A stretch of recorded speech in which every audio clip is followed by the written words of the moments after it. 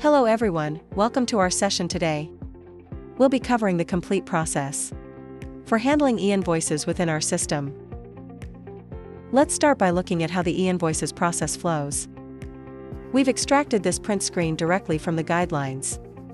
As you can see, each time a sales transaction is made, it will automatically trigger the issuance of an e-invoice. For compliance, you'll need to submit this invoice to the E-Invoice portal. Once submitted, the portal will validate the information. If it's approved, the e-invoice will be marked as valid, and the QR code will be generated at the bottom left of the invoice. Customers can scan this QR code to access the invoice details on the portal, ensuring transparency and easy access to their e-invoice records. The IRBM offers two methods for submissions: the MyInvois Portal, which allows manual entry for taxpayers, and the API method, which connects your system to the portal automatically and is ideal for handling high volumes. The supplier issues the invoice to IRBM's cloud. If accepted, IRBM notifies the supplier, who then shares it with the buyer. If rejected, it is returned to the supplier for resubmission. You can submit 4 types of documents. Invoice contains details of the transaction. Credit note corrects errors or applies discounts. Debit note adds additional charges. Refund note used for returned funds. Additionally, for foreign vendors who do not have e-invoice capabilities, you can submit a self-billed e-invoice on their behalf. E-invoice formats. E-invoice must be uploaded in either XML or JSON format.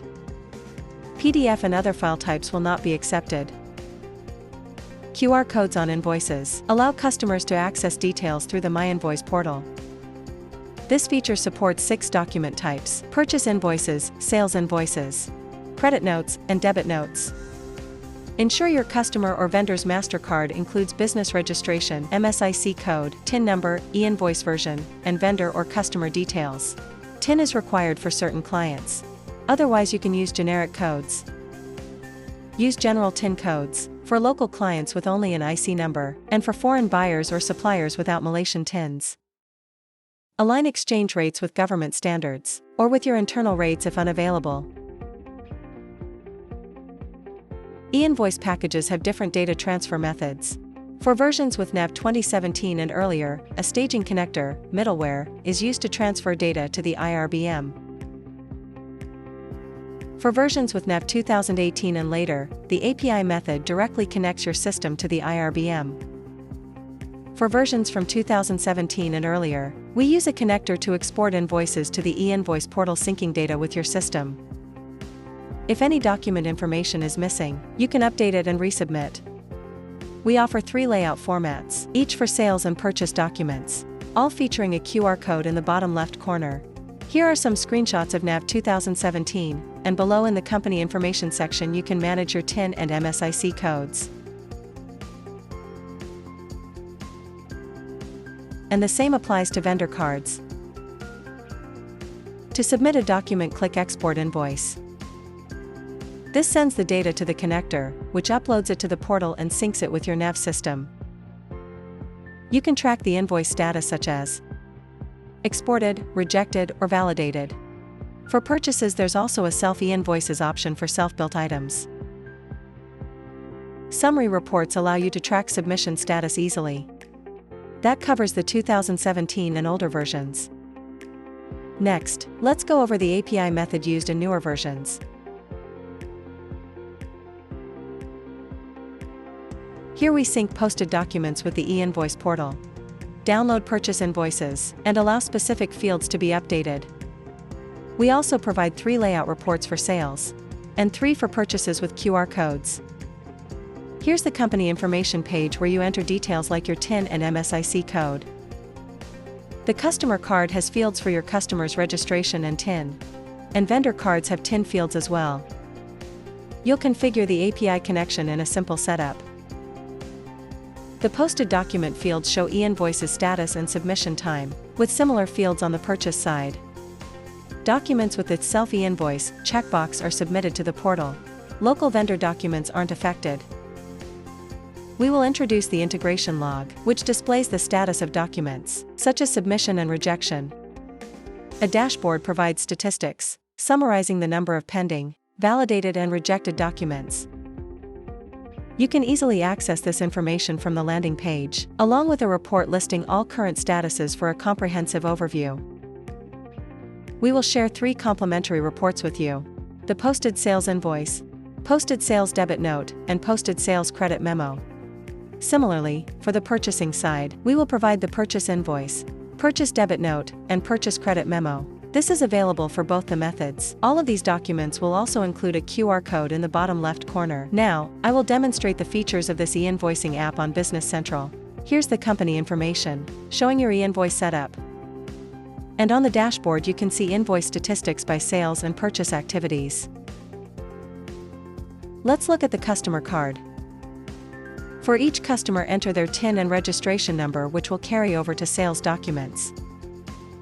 The vendor card has similar fields.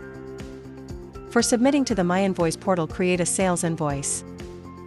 Here you'll select the customer, who should automatically have their TIN and registration populated. Add item details and any necessary classification stock. After posting, all data transfers to the e-invoice are ready to upload. To upload the document manually, click on Upload e-invoice. Once you do this, the document status will change to Submitted. Upon successful submission, your posted invoice will be validated.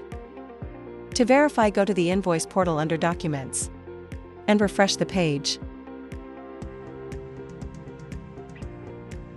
Here's our newly submitted invoice, with today's date and time. You'll see a matching UUID and classification code from BC. Once validated, you can print the document. Previewing the report, you'll see a QR code at the bottom, which customers can scan to access this document on MyInvois portal. This works similarly for purchases. However, on the purchase side, only documents marked self-billed invoice will submit to the portal. Now let's move on to the final part: preparing for implementation. Before engaging with end users, ensure you understand your system environment, standard operating procedures, SOPs, and network stability to guarantee reliable API or connector connections. For your checklist, determine your batch based on your 2022 annual revenue. If your revenue falls between MYR 25 million and MYR 100 million, you are likely in batch 2. If you're in a different range, confirm if you want to proceed now, as it's allowed. Collect information from customers and suppliers, including registration, TIN, SST numbers, structured addresses, contacts, and multiple ship-to details if applicable. Identify the types of documents used. We provide templates for the 6 main types of documents. If you are a CRT customer, you can add a QR code to your custom layout. However, new clients will incur charges specific to each document. Thank you for joining today's session. To find out more about our ACT, Malaysian E-invoicing app, please reach us at sales@crt-insights.com.